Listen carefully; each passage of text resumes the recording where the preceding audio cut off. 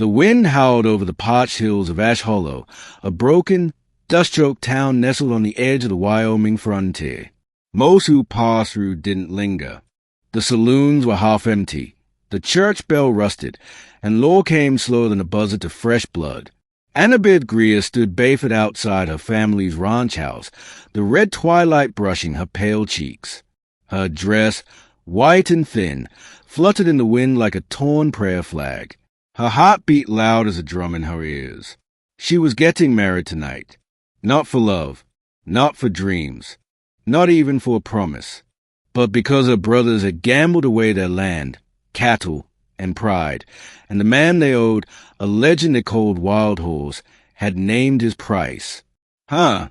You'll be safer as his wife than alone when the debts come collecting, her eldest brother, Joe, had said, trying to sound reasonable as he handed her over like a filly. Her second brother, Mason, wouldn't even look at her. They said Wild Horse wasn't a man so much as a force, an outlaw-turned-rancher, half Comanche, half devil. Some whispered. Others claimed he killed for sport. But all agreed he was deadly, quiet, and scarred like a thunderstorm. When he rode in that evening, Annabeth didn't look at his face at first. She saw the stallion first, coal-black with fire in its eyes, and then the man, tall, broad-shouldered, dark-eyed beneath a dusty hat. He said nothing, just nodded once to her brothers and turned to her. "You ready?"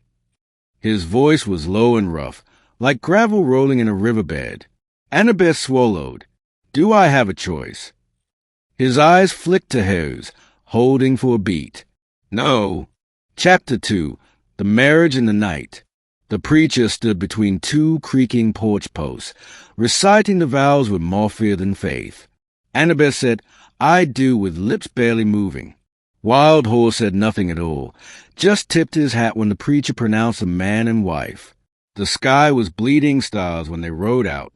He took her across the dry flats, to a homestead nestled in the canyons, stone and timber, stark but solid.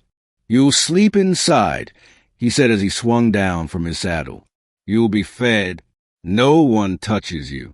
Not even me, unless you ask." She turned, startled.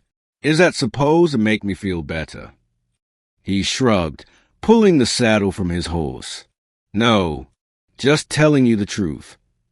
Annabeth stared at him in the moonlight. He was not young, maybe mid-30s. A long scar ran down his left cheek, another across the back of his hand. His eyes were dark, too tired to be cruel. He built her a fire, cooked beans, gave her clean blankets, said nothing more. She didn't sleep. By morning, she was gone. Chapter 3. The Runaway and the Rattlesnake. Annabeth had only made it 6 miles when the horse stepped on a rock and threw her. She hit the hard earth and twisted her ankle, the breath leaving her lungs in a choking cry. She tried to crawl, dragging herself across the sand. That's when the rattlesnake struck. She screamed. The fangs sunk deep into her forearm, white-hot pain surging through her like wildfire. And then, hooves. Fast. Thunderous. Wild Horse rode in, rifle in hand. One shot. Clean. The snake's head burst like a melon.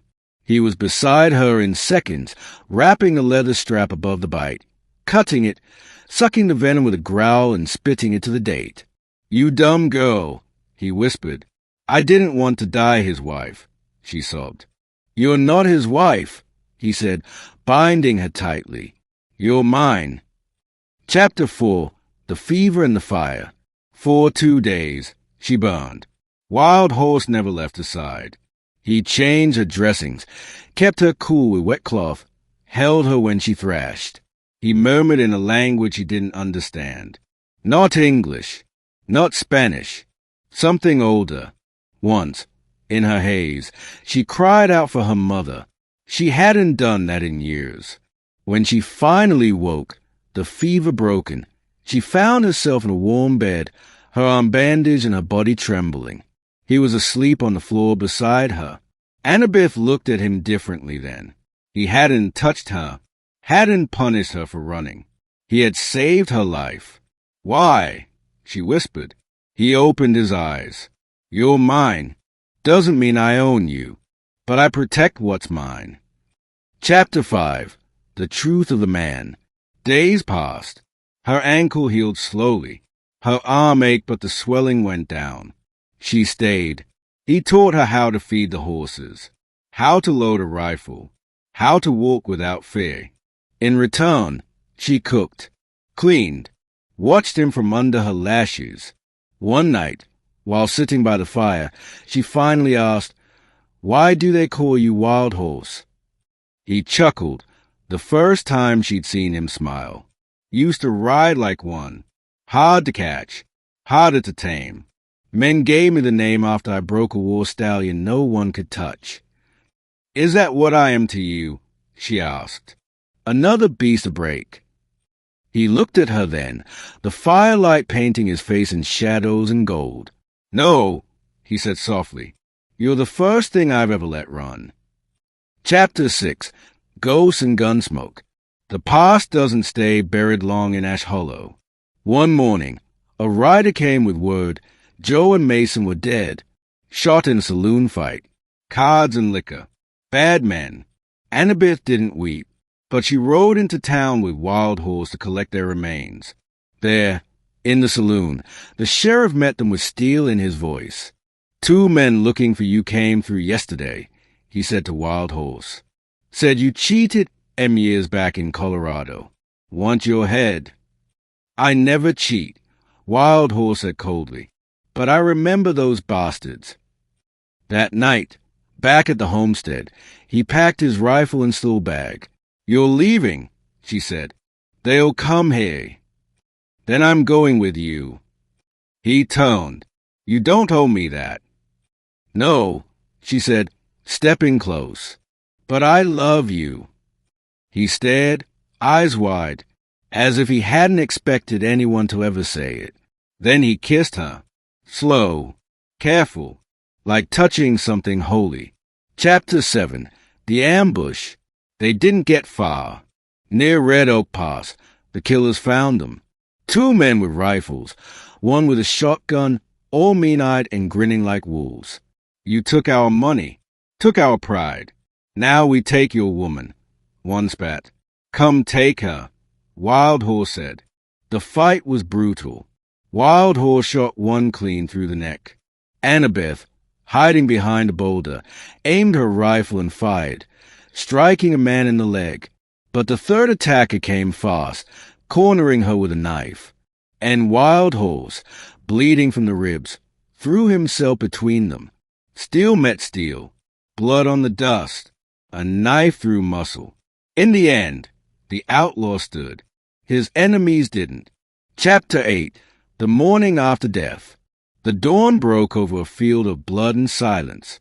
Annabeth held Wild Horse's head in her lap, pressing rags to his wound. You're not dying, she kept whispering. You're not dying. But he smiled. You called me by my name. She sobbed. What is it? Your real name. He blinked, fading. Chaitin, he said. It means falcon. My mother gave it to me. And then his eyes closed.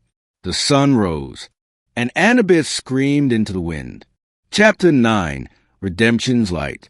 He didn't die. By some stubborn miracle, all sheer will. Chaitin woke a day later. Annabeth hadn't left his side.